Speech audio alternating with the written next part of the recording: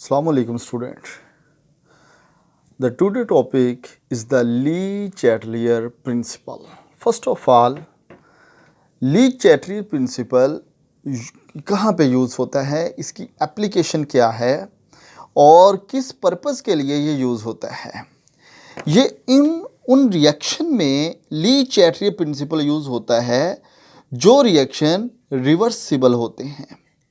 जो रिएक्शन क्या होते हैं बेटा जी? रिवर्सिबल होते हैं। और बेटा जी जो रिएक्शन रिवर्सिबल होते हैं उनमें लाजमी बात है कि इक्विलिब्रियम डेवलप होता है, उनके अंदर इक्विलिब्रियम डेवलप होता है। मिसाल के तौर पर एक बहुत कॉमन सी एग्जांपल है जो अक्सर दी जाती है, वो है जी N2 plus 3H2 reaction is reversible and form ammonia 2NH3 ये बनता है। अगर हम इस रिएक्शन में देखें तो ये रिएक्शन रिवर्सिबल है और इस रिएक्शन के अंदर कहीं ना कहीं इक्विलिब्रियम डेवलप हो गया। इक्विलिब्रियम डेवलप होने का मतलब क्या है कि reaction like to be stop. Reaction क्या हो गया? Like to be stop. Reaction ऐसे लगेगा कि अब रुक गया है, रिएक्टेंट और प्रोडक्ट फर्दर चेंज नहीं हो रही, जो कंसंट्रेशन आ गई वहां पे आके रिएक्शन रुक गया, इनके इक्विलिब्रियम उसके अंदर डेवलप हो गया। अब Le-Chatelier प्रिंसिपल क्या बताता है? वो ये बताता है कि ये इक्विलिब्रियम जो इसके दरमियान डेवलप हुआ, ये इक्विलिब्रियम डिस्टर्ब कैसे होगा। इक्विलिब्रियम डेवलप तो हो गया लेकिन ये इक्विलिब्रियम डिस्टर्ब कैसे होगा। इसके डिस्टर्ब यानी कि डिस्टर्ब क्या क्या मतलब है कि इक्विलिब्रियम जो पहले डेवलप हुआ था वो कहीं ना कहीं जाके वो किसी और तरफ शिफ्ट हो गया। अब देखिए कि हम इक्विलिब्रियम कहते किसे हैं भाई? इक्विलिब्रियम हम उसे कहते हैं जब rate of the forward reaction is equal to the rate of the backward reaction या रिवर्स रिएक्शन, ये दोनों एक दूसरे के इक्वल होते हैं। अगर कहीं किसी वजह से कोई भी रीज़न हो सकती है तो उस रीज़न की वजह से ये इक्विलिब्रियम डिस्टर्ब हो सकता है। अब वो रीज़न क्या हो सकती है? उसकी रीज़न कंसंट्रेशन हो सकती है रिएक्टेंट या प्रोडक्ट की, ठीक है। उसकी रीज़न प्रेशर हो सकता है, उसकी रीज़न टेम्परेचर हो सकता है, ठीक है। उसकी रीज़न इनर्ट मटेरियल हो सकता है, इनर्ट मटेरियल हो सकता है, या और भी कोई रीज़न इसके लिए हम कर सकते हैं, ठीक है। अब होगा क्या कि जैसे ही ये इसके अंदर कोई इनमें से कोई एक चीज़ कंसंट्रेशन चेंज की, प्रेशर चेंज की, टेम्परेचर चेंज की, या कोई इनर्ट मटेरियल उसमें ऐड किया, तो उसके ऐड करने की वजह से इक्विलिब्रियम डिस्टर्ब होगा। इक्विलिब्रियम डिस्टर्ब हुआ, देखें कि ये A जमा B रिएक्शन इज रिवर्सिबल, फर्ज करें 2C प्लस D बनता है। इक्विलिब्रियम डिस्टर्ब हो गया, लेकिन इक्विलिब्रियम डिस्टर्ब होने के बाद कंसंट्रेशन चेंज की, प्रेशर चेंज किया, टेम्परेचर चेंज किया, तो इक्विलिब्रियम डिस्टर्ब हो गया। डिस्टर्ब होने के बाद क्या होगा कि after some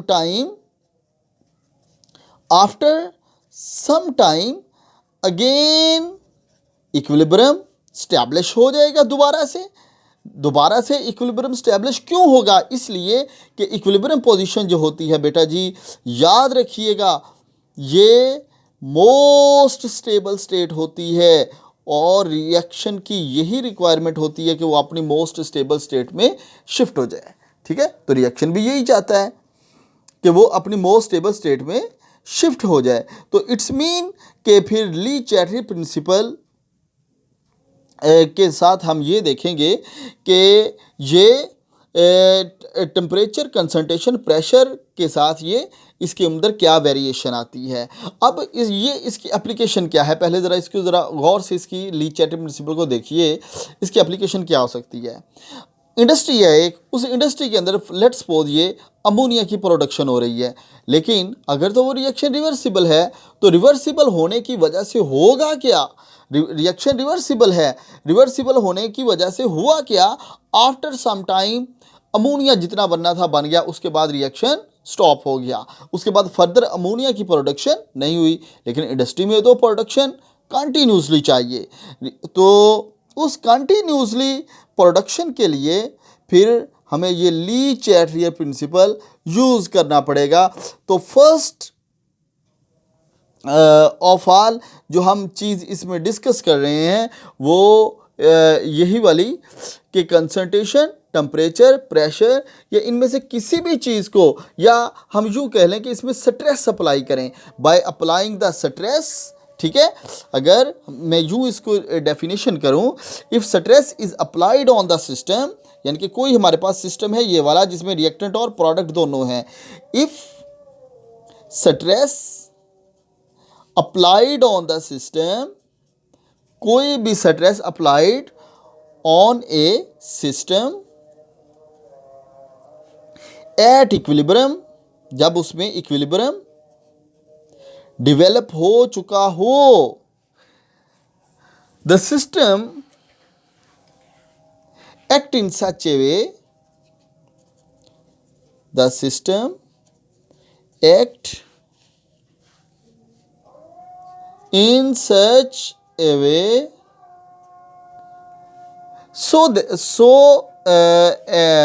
in such a way so as to nullify, so as to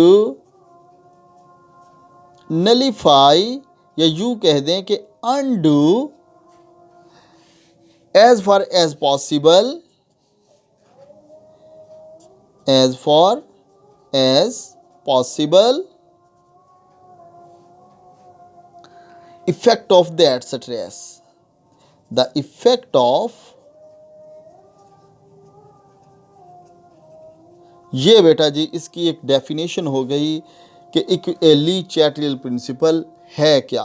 अब ली चैटरियल प्रिंसिपल क्या है, मैं इसको ज़रा रिवाइज कर देता हूँ कि ली चैटरियल प्रिंसिपल है कि अगर सिस्टम के ऊपर और सिस्टम में रिएक्टेंट और प्रोडक्ट दोनों ही इंक्लूडेड हैं, कहीं पर भी कोई स्ट्रेस अप्लाई करें, यानी कि stress mean concentration, stress mean pressure, stress mean temperature, stress mean inert material, कोई भी स्ट्रेस अप्लाई करें तो उसमें इक्विलिब्रियम डिस्टर्ब होगा, उसके अंदर क्या होगा, डिस्टर्ब होगा।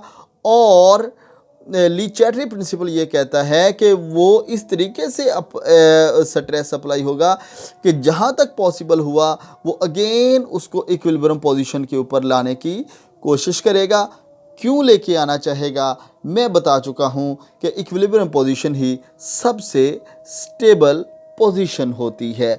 और इसमें ये जो स्ट्रेस है, इस स्ट्रेस के अंदर बेटा जी कैटालिस्ट इंक्लूडेड नहीं है, तो बाकी जो चीज़ें हैं वो इसके अंदर इंक्लूडेड हैं। अब नेक्स्ट जो आ रहा है हम उसके अंदर concentration of effect of the concentration on Le Chatelier principle, इसको डिस्कस करेंगे इंशाअल्लाह।